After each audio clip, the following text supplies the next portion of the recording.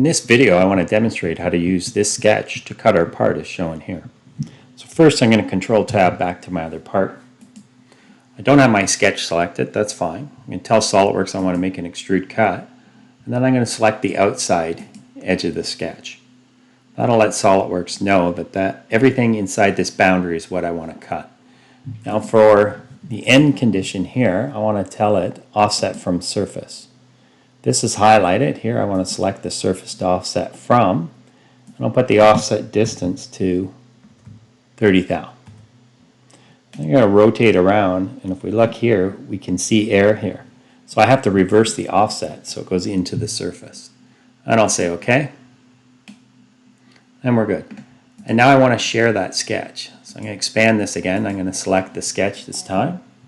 I'm going to do one more extrude cut with that sketch.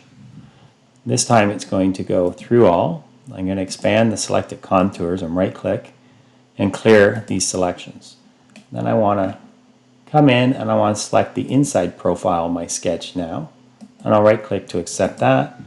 And then I've cut this shape into my fancy chip mold.